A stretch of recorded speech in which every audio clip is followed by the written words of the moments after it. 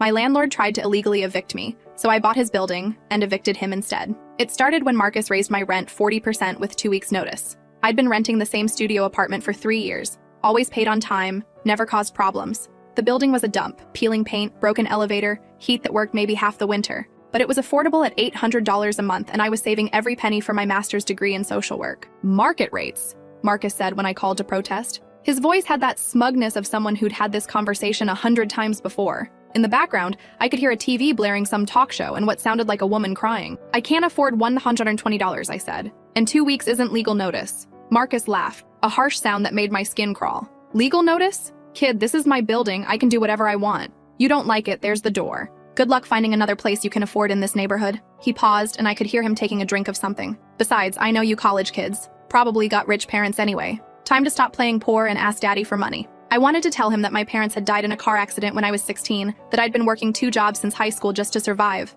Instead, I hung up and started researching. I researched tenant laws all night, printing statutes and highlighting violations. Rent increases required 30 days notice and couldn't exceed 25% annually in our city. Late fees couldn't exceed 5% of monthly rent. Landlords couldn't enter units without 24-hour notice except for emergencies. What Marcus was doing violated at least 6 different housing codes. At 8 a.m., I knocked on his penthouse door, the only unit he'd actually maintained. Through the doorway, I could see granite countertops and hardwood floors that gleamed. His coffee mug said, "World's Best Landlord" in Comic Sans font. Behind him, a woman in a silk robe was cooking eggs on a stainless steel stove. He barely glanced at my legal documents. "Sue me," he laughed. "You think some broke college kid can afford a lawyer? I've been doing this for 20 years. Half my tenants don't even speak English well enough to fight back." He leaned against his doorframe, sizing me up like a predator evaluating prey. The woman behind him stopped cooking and watched our conversation with interest. "Besides, maybe try the suburbs. I hear there's a lovely trailer park about an hour away. More your speed." The woman, his wife, I assumed, giggled at this. She had the kind of laugh that suggested she'd never worried about rent in her life. That's when I realized this wasn't just about me. I started talking to other tenants that same day. Mrs. Chen, an elderly woman on the second floor, showed me notices demanding she pay $800 in cleaning fees or face eviction. Her English was limited, but her fear was universal. She'd been living there for 8 years, never missed a payment. "He says my apartment dirty," she explained, showing me photos she'd taken. "But I clean every day." I show him. "Is clean." He says no, must pay or leave. The photos showed an immaculate apartment. Mrs. Chen had covered every surface with protective plastic, the way my grandmother used to do. The Ramirez family had been charged $1,200 for excessive utilities when their toddler got sick and they ran a humidifier for 2 weeks. They couldn't afford the fee, so Marcus had filed eviction papers. "He says we use too much electricity," Maria Ramirez explained, bouncing her feverish daughter Sophia. "But the baby, she needs the machine to breathe properly. Doctor says so." She showed me their utility bills. The increase was $23 for the month. I knocked on every door in the building. 24 units, 18 different horror stories. Marcus was systematically targeting vulnerable tenants, gambling they wouldn't know their rights or couldn't afford to fight back. The Johnsons in 3A had been charged $600 for noise violations because their newborn cried at night. The Ahmed family faced eviction for unauthorized guests when their elderly father visited for a week. College students were charged party fees for having friends over to study. The pattern was always the same: impossible demands, illegal fees, threats made to tenants who barely understood their rights. Anyone who pushed back got evicted for lease violations that didn't exist. I started keeping a detailed log. Every conversation, every bogus charge, every tenant too scared to fight back. I took photos of the crumbling hallways, the broken mailboxes, the elevator that hadn't worked in 6 months, the mold growing around the windows that Marcus refused to address. The city housing department had fined him $15,000 last year for code violations. He'd paid the minimum and changed nothing. I discovered Marcus owned 4 other buildings in the neighborhood, all run the same way. His total property value was over $3 million, but he spent nothing on maintenance and everything on intimidation. The breaking point came on a Tuesday morning when I saw Marcus screaming at Mrs. Chen in the hallway, demanding she sign papers she couldn't read. "Just sign here, Grandma," he said, shoving a pen at her shaking hands. "Makes everything easier. No lawyers, no courts, no trouble for anybody." Mrs. Chen was crying, repeating, I pay rent," in broken English. Her hands were shaking so badly she could barely hold the pen. I stepped between them. "Those are eviction papers," I told her in the little Mandarin I'd learned from a college roommate. "Don't sign anything." Mrs. Chen's eyes widened with relief. She'd understood more than she'd let on. Marcus's face turned red. Up close, I could smell alcohol on his breath at 10 a.m. "Mind your own business or you're next." "Actually, this is my business," I said. "I live here. And what you're doing is illegal." He grabbed my arm, hard enough to leave fingerprint bruises that I photographed later. "You think you're smart? I'll have you out by Friday. Drug possession, noise complaints, property damage. I'll make up whatever I need to. I know judges in this city. They don't care about punks like you. That night, I called my grandfather. Pop had been a contractor for 40 years before retiring wealthy. He'd built half the subdivisions in our county, invested wisely in real estate, and most importantly, taught me how predators operate in business. How much would it cost to buy Marcus's building? I asked. Pop was quiet for a long moment. In the background, I could hear him clicking around on his computer, probably pulling up property records. Why? He asked finally. I explained everything. The illegal evictions, the fake charges, how Marcus targeted people who couldn't fight back, how he'd threatened to frame me for drug possession, and bragged about having judges in his pocket. Send me the property records, Pop said. And that log you've been keeping. Let's see what we're working with. 2 days later, Pop called back with information that changed everything. Building's worth about $800,000, but Marcus owes $650,000 on the mortgage. He's been missing payments for 3 months. Bank's getting ready to foreclose. He paused, and I could hear papers shuffling. Here's the interesting part. He took out a second mortgage last year to buy a vacation home in Florida, used the building as collateral. He's leveraged to the hilt and hemorrhaging money, so he's desperate, I said. Exactly. That's why he's squeezing tenants so hard. He needs cash flow to avoid losing everything. Pop was quiet for another moment. I've got enough liquid capital to buy it cash at auction. Want to be my property manager? The plan was elegant in its simplicity. Pop would buy the building at foreclosure auction, then we'd clean house properly. But first, we needed Marcus to hang himself with his own rope. I installed a hidden camera in my apartment and started baiting him. Every interaction was recorded. When he demanded I pay $500 for excessive wear and tear on a carpet that was already stained when I moved in, I got it on video. This carpet was perfect when you moved in, he lied directly to the camera. Now look at it. These stains are going to cost me thousands to fix. The carpet had cigarette burns and wine stains that were older than my lease. When he tried to enter my apartment without notice, illegal in our state, I caught that too. He claimed he was inspecting for lease violations, but really he was looking for anything he could use against me. College kids always have drugs, he muttered to himself, not realizing my camera was recording. Just got to find where she hides them. The masterpiece came when I casually mentioned I'd spoken to other tenants about their rent increases. You've been organizing? He snarled. That's harassment of other tenants. Lease violation, you're out. He actually tried to serve me with eviction papers for talking to my neighbors. The papers cited community agitation as grounds for immediate eviction. I showed the papers to a tenant rights lawyer, who laughed so hard she nearly fell off her chair. This isn't legally binding toilet paper, she said. He might as well have written it in crayon. But the papers served my purpose. More evidence of Marcus's illegal harassment tactics. 2 weeks later, Pop and I sat in the courthouse as Marcus's building went to auction. He'd missed 4 mortgage payments and the bank was done waiting. The foreclosure notice had been posted on the building for 30 days, giving Marcus plenty of time to arrange financing. Marcus showed up 5 minutes before the auction started, looking panicked. He wore a rumpled suit and kept checking his phone, probably trying to arrange emergency financing. His wife wasn't with him. Lot 47, the auctioneer announced. Multi-unit residential building, 1247 Oak Street. 24 units, built 1987, current assessed value $825,000. Opening bid starts at $650,000. Pop raised his paddle calmly. $650,000.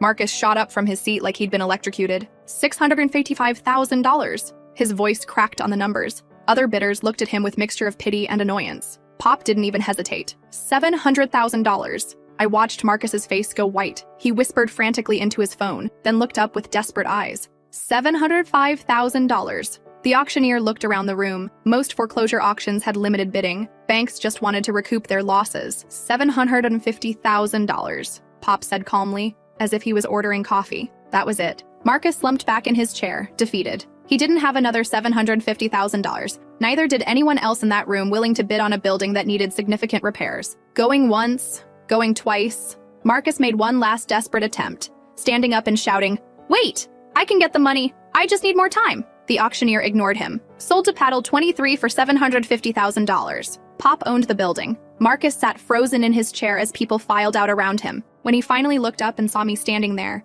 the recognition hit him like a physical blow. "You," he whispered. "Hello, Marcus," I said pleasantly. "Fancy meeting you here." He stood up slowly, his face cycling through confusion, rage, and dawning comprehension. "This was planned. You planned this." "I documented your illegal activities," I corrected. "Your financial problems were already public record. We just took advantage of your poor business decisions." Pop walked over, having finished the paperwork. "Marcus, I presume. I'm the new owner. We'll need to discuss your lease situation." Marcus's face went through several colors. "My lease? I owned.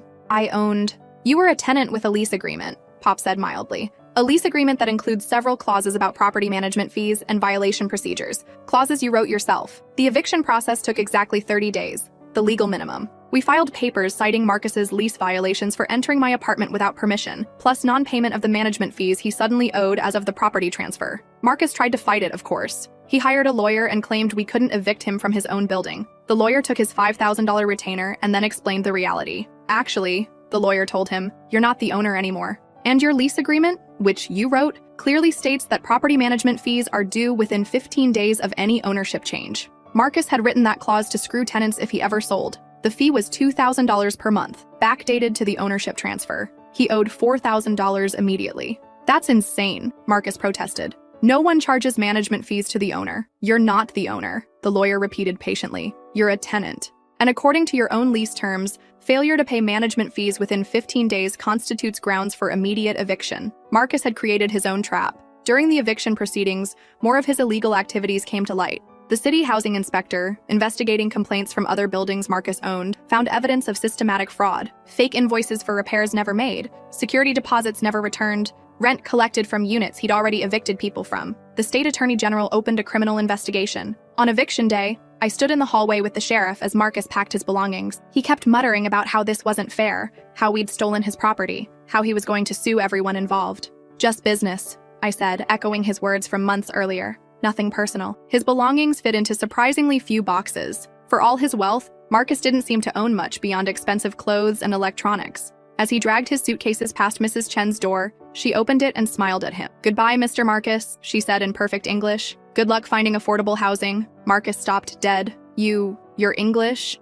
has always been fine," Mrs. Chen said pleasantly. "I just pretended otherwise to avoid your harassment. Amazing what people will say when they think you don't understand." Turns out, half the non-English-speaking tenants Marcus had been bullying understood every word. They'd been documenting his threats and illegal demands for months, just waiting for someone to help them fight back. The building transformation took 6 months and $200,000 in renovations. Pop and I hired contractors to install new elevators, repair the heating system, update the electrical, and address all the safety violations Marcus had ignored. We hired tenants to help with the work and paid them fair wages. Maria Ramirez, who had restaurant management experience, coordinated the project. The Ahmed family's teenage son, who was studying electrical engineering, worked with our electricians and learned valuable skills. Rent actually went down for most units once we calculated fair market value based on the building's actual condition and amenities. Mrs. Chen's rent dropped to $600. The Ramirez family paid $850 for a 2-bedroom that Marcus had been charging $1,200 for. We instituted a tenant bill of rights, translated into 5 languages. Rent increases were capped at 3% annually. 24-hour maintenance response was guaranteed. Tenants could form committees to address building issues. Maria Ramirez became our building manager at $18 an hour plus benefits. Mrs. Chen started a community garden on the roof that she'd been dreaming about for years. The Nguyen family opened a small convenience store in the ground floor retail space we'd renovated. The other tenants we'd helped started spreading the word. Soon, tenants from Marcus's other buildings were calling, asking for help with their own situations. Pop and I formed a property management company specializing in tenant rights and affordable housing. We bought 2 more buildings that were facing foreclosure due to slumlord practices. 6 months after the eviction, I saw Marcus at a coffee shop downtown. He was sitting alone, telling someone on the phone about how he'd been cheated out of his property by some rich kid's grandfather. I walked over to his table. "Hi, Marcus. How's the apartment hunting going?" His face went red, just like old times. The person on the phone was still talking, but Marcus had gone silent. "You destroyed my life," he hissed after hanging up. "No," I said, pulling out a chair and sitting down uninvited. "You destroyed your own life. I just gave you the same treatment you gave everyone else." He looked older than I remembered. His expensive clothes couldn't hide the stress lines around his eyes or the way his hands shook slightly. "I'm ruined," he said quietly. "The criminal charges, the civil lawsuits, the bankruptcy.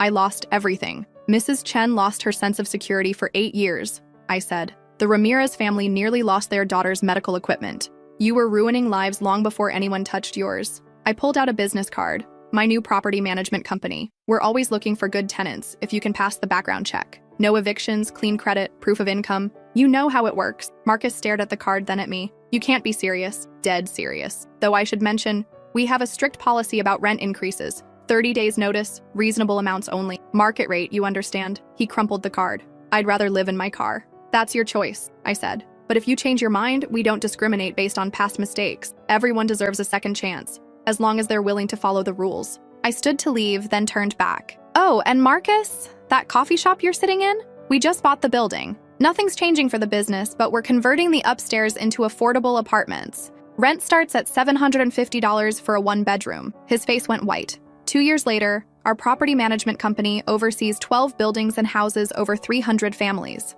We specialize in tenant rights, affordable housing, and rehabilitation of properties damaged by slumlords. Every lease includes a tenant bill of rights in 5 languages. We maintain an emergency fund to help tenants facing unexpected hardships.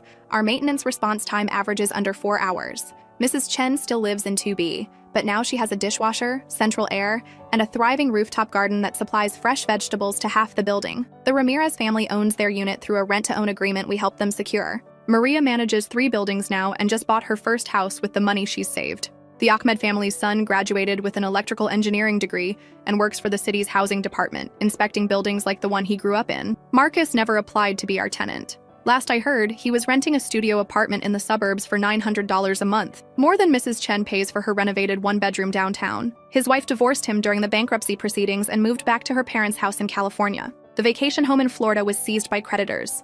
The criminal charges resulted in 2 years probation and $50,000 in restitution to former tenants. He's barred from owning rental property for 10 years. Sometimes I wonder if he learned anything from losing everything. But then I remember the look in Mrs. Chen's eyes when she thought she was going to be homeless, or Sofia Ramirez struggling to breathe while her parents chose between her medical equipment and rent money. Some people create suffering because they can. Others create solutions because they must. The building at 1247 Oak Street is full now, with a waiting list 3 months long. The hallways smell like Mrs. Chen's cooking, and the laughter of children who feel safe in their homes. Sometimes the best revenge isn't getting even. It's building something better from the ashes of what someone else burned down, and making sure the people who were hurt get to help light the way forward. The last time I walked through those renovated hallways, I found a note Mrs. Chen had slipped under my office door. It was written in her careful handwriting, "Thank you for teaching old woman that sometimes the young ones fight back." But she had it backwards. She and the other tenants had taught me that sometimes fighting back isn't about anger. It's about refusing to let cruelty be the only voice in the room. Marcus had been wrong about a lot of things, but especially this. The people he thought were powerless had just been waiting for someone to remind them how strong they really were.